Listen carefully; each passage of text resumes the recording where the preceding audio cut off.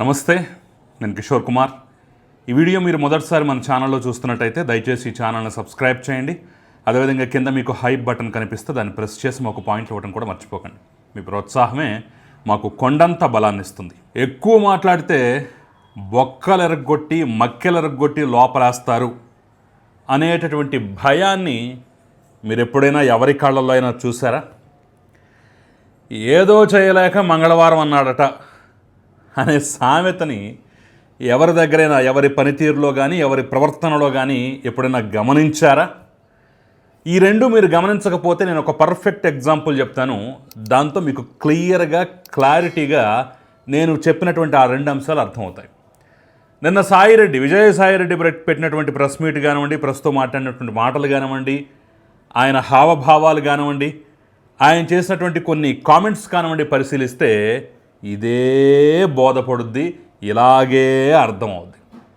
బుర్రలో తలకాయలో ఏమాత్రం గుజ్జున్నా సరే మాట్లాడకూడనటువంటి మాటలు, అవసరం లేనటువంటి మాటలు ఎందుకు సాయిరెడ్డి మాట్లాడారంటే ఇక అంతకుమించి ఎక్కువ మాట్లాడితే మక్కేలరగొట్టి బొక్కలో తోస్తారనే భయం, ఏదో చేయలేక మంగళవారం అన్నాడు అనేటటువంటి ఫీలింగ్ నాకైతే స్పష్టంగా కనిపించింది.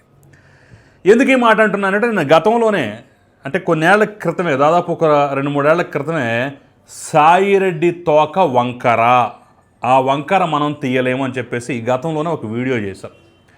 ఇప్పుడు నాకు అదే ఫీలింగ్ కలిగిందనమాట. నిజమే, ఈ మనిషి తోక ఏదో అంటారు కదా, ఆ వంకర అలాగే ఉంటుంది, తీయలేమని చెప్పేసి అంటారు కదా, ఇది పర్ఫెక్ట్గా విజయసాయిరెడ్డికి అచ్చుగుద్దినట్టుగా సరిపోతుంది. లేకపోతే ఏంటి ఆ మాటలు? అసలు నేను సూటిగా విజయసాయిరెడ్డిని ప్రశ్నిస్తున్నాను. అయ్యా సాయిరెడ్డి, నువ్వు ఇంకా ఎంతకాలం ఈ భూమి మీద బతుకుంటావో చెప్పగలవా? తారీఖు సమయంతో సహా మాకు రాసివ్వగలవా? లేవు కదా. మరి ఎందుకు ఆ మాటలు? బ్రతుకుల గురించి, చావుల గురించి ఎందుకు ఆ మాటలు? నువ్వు చంద్రబాబు నాయుడు వయస్సు గురించి, ఆయన బతుకు గురించి, చావు గురించి హీనాతిహీనంగా మాట్లాడతావు. ఎదుటి వాళ్ళు ఎవరన్నా కౌంటర్ ఇస్తే గొక్క పెట్టి ఏడుస్తావు. ఎందుకు ఈ మాటలు? ఎందుకు ఇదంతా? పోయి నువ్వేమన్నా 16 ఏళ్ల బాలాకుమారుడిగా, నూనూగ మీసాల నూతన యవ్వనంలోకి ఫ్రెష్గా అడుగుపెట్టినటువంటి వాడివా? కాదు. తమరి ముడ్డి కింద 68 ఏళ్ళు వచ్చాయి. మహా అయితే ఆయనకి మీకు ఒక 6-7 ఏళ్ళు గ్యాప్ ఉంటుందేమో. ఆ మాత్రం దానికే జీవిత చర్మాంకంలో మంచి పనులు చేయాలి. చంద్రబాబు ఎన్ని మంచి పనులు చేశాడు ఏంటి అనే చర్చ నేను దాని జోలికి పోక్కర్లా. చెప్పాలంటే అది ఇంకో పెద్ద వీడియో అవుతుంది. అసలు తమరెన్ని మంచి పనులు చేసి వచ్చారు? తమ జీవితంలో తమరు ఏమన్నా మంచి పనులు చేశారా?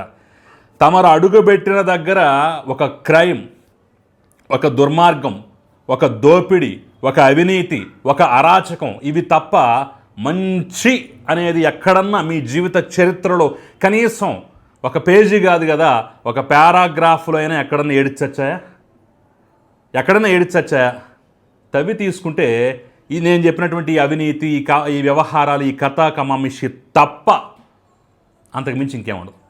సో తమరి సాంగత్యం వల్ల జగన్మోహన్ రెడ్డి కేసుల పాలయ్యాడో, లేదంటే జగన్మోహన్ రెడ్డి సాంగత్యం వల్ల తమరి కేసుల పాలై మొత్తంగా అవినీతి కోపంలో ఇరుక్కుపోయారో తెలియదు కానివ్వండి, మీ చరిత్ర అంతా, మీరు చేసిన మంచి పనులంతా ఛార్జ్షీట్ల రూపంలోనూ, ఈడీ కేసుల రూపంలోనూ, సిబిఐ కేసుల రూపంలో నిక్షిప్తమైన తర్వాత మీరు మరొకరి గురించి కామెంట్ చేయడం, ఎత్తి చూపడం అనేది ఏమన్నా ఉందా? నైతికత ఏమన్నా ఉందా? ఏం మాట్లాడుతున్నారు? మీ మీద ఈడీ దాడి చేసింది, సోదాలు చేసింది. దీనికి చంద్రబాబుకి సంబంధం ఏంటి అసలు? For your kind information, ED అనేది రాష్ట్ర ప్రభుత్వం చేతిలో ఉంటుందా? ఏం మాట్లాడుతున్నారు? పోనీ ఏసీబీ వాళ్ళు, సిఐడి వాళ్ళు ఏదో చేశారు, దాడి చేశారు, అది చేశారు, సోదాలు చేశారు, బద్నాం చేశారంటే ఉక్రోషం కొద్దీ చంద్రబాబు 4 బూతులు తిట్టినా సరే ఓకే, వాళ్ళు చేశారు కాబట్టి తిట్టుకున్నాడులే అని చెప్పేసి సరిపెట్టుకోవడానికి ఉంది. అరే, ఢిల్లీ నుంచి వచ్చినటువంటి ఈడీ వాళ్ళు సోదాలు చేస్తే తమరొక్కలతో పాటుగా అదిగా లెక్కర కేసులో ఉన్నటువంటి మిగతా బ్యాచ్ గుంపు మొత్తం మీద ఒకేసారి పడిపోతే దానికి చంద్రబాబుకి సంబంధం ఏంటి అసలు? నరేంద్ర మోదీ కేంద్ర ప్రభుత్వం చేతిలో ఉంటుందా ఈడీ? రాష్ట్ర ప్రభుత్వం చంద్రబాబు నాయుడు చేతిలో అంటే ఆ మాత్రం కామన్ సెన్స్ ఉండదా?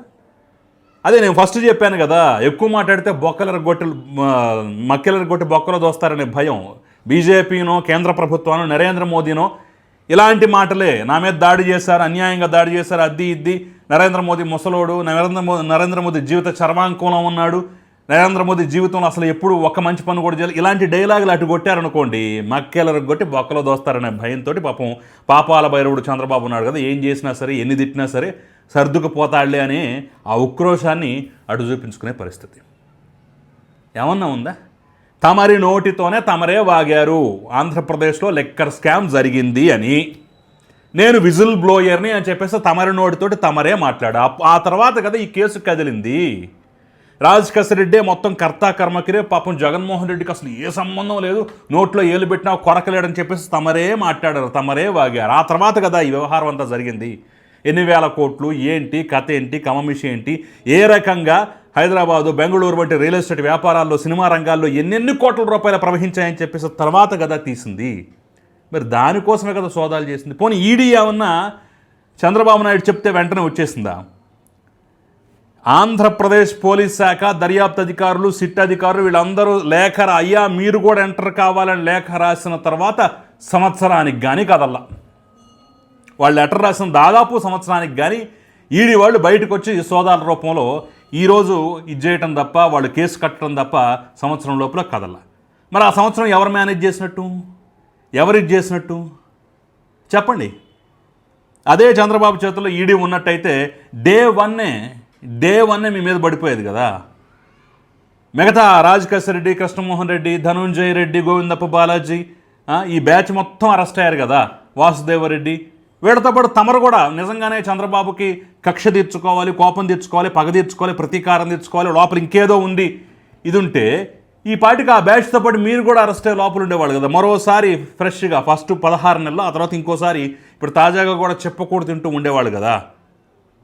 ఎందుకు జరగలేదు అంటే ఆ మాత్రం జ్ఞానం ఉండదా? సో సాయిరెడ్డి ఫ్రస్ట్రేషన్ నాకు అర్థమైనంత వరకు బీజేపీ మీద తీర్చుకోలేక, బీజేపీని ఏమి అనలేక, మోడీని ఏమి అనలేక అటంతా ఇటు తీర్చుకుంటున్నాడు. లేదా ఫ్రెష్గా చంద్రబాబు నాయుడు మీద ఇంకో పగా కోపం ఏమైనా ఉండాలి. ఆయనతో సంబంధ బాంధవ్యాలు ఉన్నాయని చెప్పుకుంటున్నటువంటి శాంతి, దేవాదాయ శాఖ అసిస్టెంట్ కమిషనర్గా ఉన్నటువంటి శాంతి, ఆ కేసులో జరిగినటువంటి పరిణామాలు, అవినీతి కేసులో ఆవిడ జైలు పాలవటం, విచారణ ఎదుర్కోవటం, ఆవిడ పుట్టిన బిడ్డకు ఈయనకు కూడా సంబంధం ఉందని చెప్పేసి శాంతి భర్త మదన్ మోహన్ ప్రతిరోజు నెత్తి నోరు కొట్టుకుంటూ మాట్లాడటం, ప్రతి టీవీ ఛానల్కి ఇంటర్వ్యూ ఇవ్వటం, ఆ కథ గందరగోళం అంతా తెలిసింది కదా. ఇప్పుడు ఆవిడని అరెస్ట్ చేసి లోపల పెట్టారు అనేటటువంటి ఫ్రస్ట్రేషన్, బాధ ఏమన్నా బయటకు వస్తున్నాయి. ఫైబర్ నెట్లో శాంతి చెల్లెళ్ళని 2 డిపార్ట్మెంట్లో ఇద్దరిని తమరి ప్రోద్బలంతో కనీసం ఆఫర్ లెటరు ఇవి ఇలాంటివి ఏమీ లేకుండా, అపాయింట్మెంట్ ఆర్డర్ కూడా లేకుండా ఇరికిచ్చి పడేశారు కదా. ఆ తర్వాత అది తెలిసి జీవిరెడ్డి లాంటి వాళ్ళు బయట పెట్టి తెలిసి వాళ్ళిద్దరిని పీక్ పడేశారు కదా. అలాంటివి ఏమన్నా గుర్తొచ్చి సాయిరెడ్డి ఏమన్నా ఇలాంటి ఫ్రస్ట్రేషన్లోకి వెళ్ళిపోయాడు. అసలు నాకు రాజకీయాలతో సంబంధమే లేదన్నాం, రాజీనామా అన్నాం, రాజకీయ సన్యాసం అన్నాం, వ్యవసాయం చేసుకుంటా అన్నావు, ప్రకృతి అన్నావు, అదన్నా ఇదన్నావు, మళ్ళీ ఎందుకు వస్తున్నావు రాజకీయాల్లోకి? ఎందుకు వస్తున్నావు? జులైలో నేను టీవీ ఛానల్ పెడతాను, రాజకీయ పార్టీ పెడతాను, ఏం అవసరం? ఏం మారిపోయింది అంటే మనం సైలెంట్ అవ్వకపోతే, మనం సన్యాసాశ్రమంలోకి వెళ్ళకపోతే ఖచ్చితంగా మన మక్కెలరు కొట్టి బొక్కలో తోస్తారనే సమాచారం ఉండబట్టే ఆ రోజు ఆ డ్రామా. ఈరోజు ఈడీ వాళ్ళు కన్నెర్ర చేశారు కాబట్టి అమ్మమ్మమ్మ మనం ఏదో జెండా ఎత్తుకోకపోతే, ఏదో నినాదం ఎత్తుకోకపోతే, ఎట్లోకట్లా ఇది చేయకపోతే మనం ఇంకా మసైపోతామని చెప్పేసి కొత్తగా ఈ డ్రామా, ఈ 2 మొదలుపెట్టినట్టు, ఈ 2 రకాలుగా వ్యవహరిస్తున్నట్టు అర్థమైపోవట్లేదా? అంటే మనకు సైలెంట్ అయిపోతే వదిలిపెడతారు అని ఆ రోజు ఆ డ్రామా. ఇప్పుడు సైలెంట్ అయినా ప్రయోజనం లేకుండా పోయింది, నెమ్మదిగా కేసులన్నీ కదులుతున్నాయి కాబట్టి మనకు ఒక గొడుగు కావాలి, ఒక రక్షణ కవచం కావాలి. మన మొహం చూస్తే ఏ పార్టీ మనల్ని లోపలికి రానివ్వదు కాబట్టి మనమే ఒక కొత్త పార్టీ పెట్టుకుని ఏదో రకంగా మళ్ళీ ఇది చేయాలని చెప్పేసి ఇప్పుడు మళ్ళీ ఏ డ్రామా. ఈ 2 తప్ప ఇంకేమన్నా ఉన్నాయా సాయిరెడ్డి? ఈ 2 తప్ప ఇంకేమన్నా ఉన్నాయా? నాకైతే అర్థమైంది ఇది, నాకైతే అర్థవంతంగా నేను అర్థం చేసుకుంది అయితే ఇది.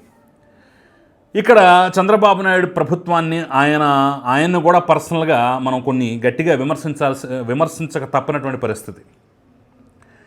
మొదలే దుడ్డు కర్ర పట్టుకొని ఎవరినైతే లోపల పంపించాలో, ఎవరి పేచమైతే అణచాలో వాళ్ళని అణచకుండా ఇలా వెచ్చలవిడిగా అచ్చోసి నాంబోతుల్లాగా వదిలేస్తే, పోనీలే అన్నట్టుగా వదిలేస్తే ఏకు మేకై కూర్చున్నట్టుగా ఇలాంటి వాళ్ళందరూ బయటకు వచ్చి, దుర్మార్గపు నీచ చరిత్ర ఉన్న వాళ్ళందరూ బయటకు వచ్చి ఇలాగే మాట్లాడుతుంటారు, ఇలాగే విమర్శిస్తుంటారు, ఇలాగే తిట్లు పెడుతుంటారు, ఇలాగే శాపనార్థాలు పెడుతుంటారు.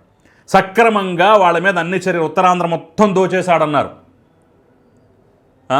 నన్ను ఆ మధ్యకాలంలో కూటమి ప్రభుత్వం వచ్చినటువంటి కొత్తల్లోనే కాకినాడ సీపోర్ట్ అంశంలో సాయిరెడ్డి ప్రధాన పాత్ర అన్నారు. ఇలాంటి విషయాలు మొత్తం ముసుగ్గప్పుకొని గుర్రెపెట్టి నిద్రపోతున్నట్టుగా మొత్తం కోల్డ్ స్టోరేజ్లో పెట్టేసి వదిలేస్తే ఇలాగే ప్రవర్తిస్తారు వాళ్ళంతా, ఇలాగే మాట్లాడతారు, ఇలాగే చేస్తారు, ఇలాగే తిడతారు, ఇలాగే శాపనార్థాలు పెడతారు, చావుల గురించి పుట్టుకల గురించి కూడా మాట్లాడతారు. సో మిమ్మల్ని అక్రమంగా, అన్యాయంగా, దుర్మార్గంగా పగదీర్చుకోమంటలేదు. న్యాయంగా మీరు గతంలో ఏ ఆరోపణలు అయితే చేశారో వాటి మీద కేసులు కట్టి నిష్పక్షపాతంగా వ్యవహరించినట్టయితే, నిష్పక్షపాతంగా ఆ కేసులని రన్ చేసినట్టయితే ఈరోజు ఇలాంటి వాళ్ళందరూ వచ్చి ఇష్టం వచ్చినట్టు మాట్లాడే అవకాశం ఉండేది కాదు. ఇదంతా మీకు మీరు చేసుకున్నటువంటి ఇది. సో సాయిరెడ్డి ఓసరవెల్లిని మించి రంగులు మార్చేటటువంటి సాయిరెడ్డిని భవిష్యత్తులో కూడా ఎవరూ నమ్మటానికి వీల్లేదని చెప్పేసి ఈ తాజా ఉదంతాలన్నీ మరొక్కసారి రుజువు చేస్తున్న పరిస్థితి అయితే కనిపిస్తోంది. మరి ఈ నేపథ్యంలోనే సాయిరెడ్డి కామెంట్స్ పట్ల, అతని వ్యవహార శైలి పట్ల మీరేమంటారు, మీ అభిప్రాయం ఏంటనేది కూడా నాకు ఫస్ట్ కమెంట్ రూపంలో తెలిపే ప్రయత్నించండి. అంతకన్నా ముందు ఒకవేళ ఈ వీడియో మీకు నచ్చినట్టయితే లైక్ చేయండి, 10 మందికి షేర్ చేయడం మాత్రం మర్చిపోకండి. నమస్తే.